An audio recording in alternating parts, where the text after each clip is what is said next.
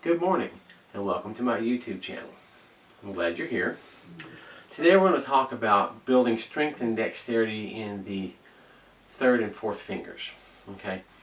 Now there's a lot of different methods out there, but we're going to look at something that's kind of unique to me. I don't know anybody else that does this. I'm not saying that there isn't. I'm sure there probably is, but it's kind of my thing. And I think you'll enjoy this. If you're playing like fiddle tunes, and you'll find out that, our dominant fingers being index and middle fingers, those fingers get used a lot. So we'll look at take a old fiddle tune like the Blue Mule. I'm sure you may have heard that. It's, watch what I'm doing, index.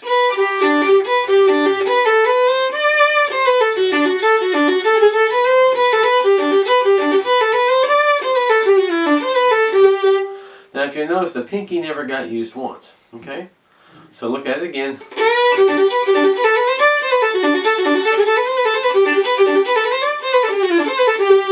So index, middle, and ring fingers get used consistently, but the pinky doesn't get used, right?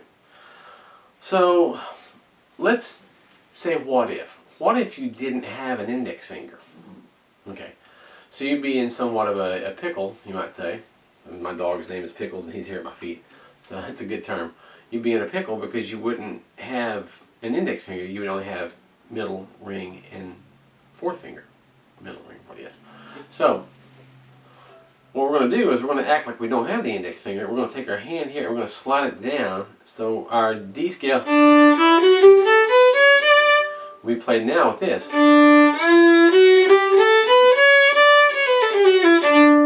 And the song was in the key of G, so we're going to do the G scale. So the index finger doesn't get used at all. Alright, so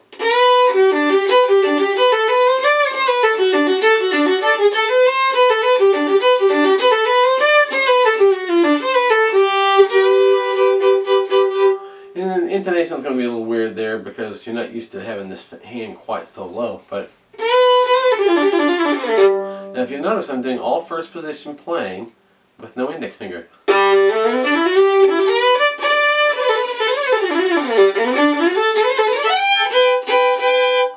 So that is something that's going to seem really, really strange the first time you try it. Now you would ask yourself, well, what's the real purpose in this? Well, of course, obviously you're building these two fingers and making them stronger. But what if you were to use your index finger now in place of the nut? And basically using it like a capo on a guitar. So instead of here, now we're going to substitute these fingers.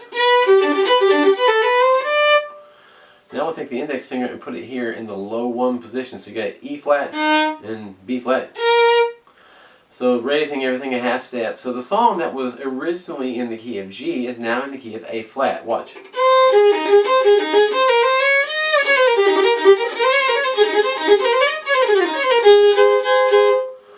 Can be played in A now. Or even B flat.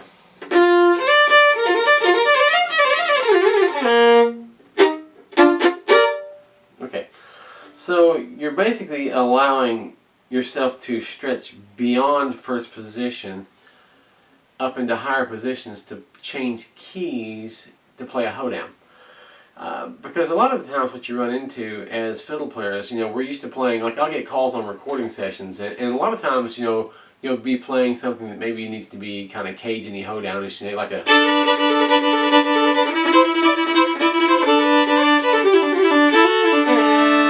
something of that nature. So what if you had to do that in A flat?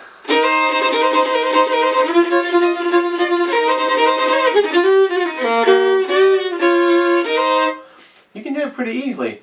So what you're doing is, again, barring this down and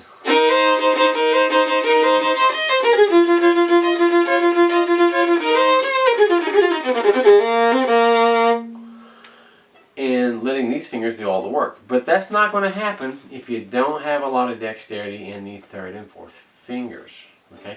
So again, what I would tell you to do is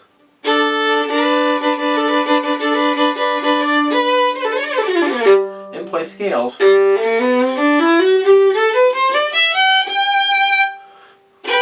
Okay?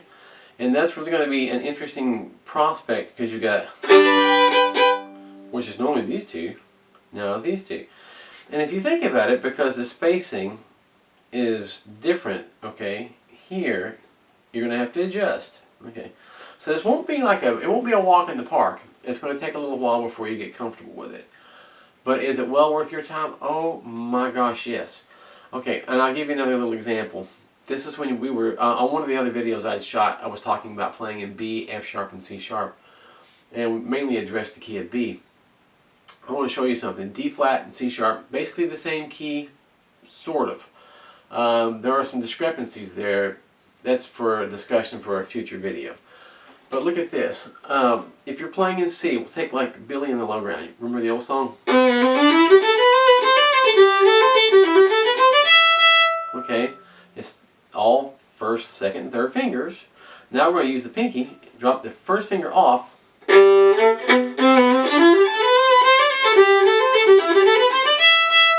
we're using these three and not using this one. Go to the A flat note here, which will put you in the key of D flat.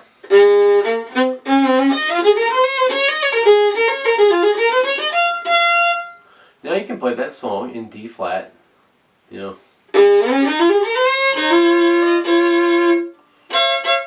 So, again, opening up a whole different set of shapes for keys that you can play. It just opens up a whole lot of things for you. It'll help you play in odd positions, odd keys.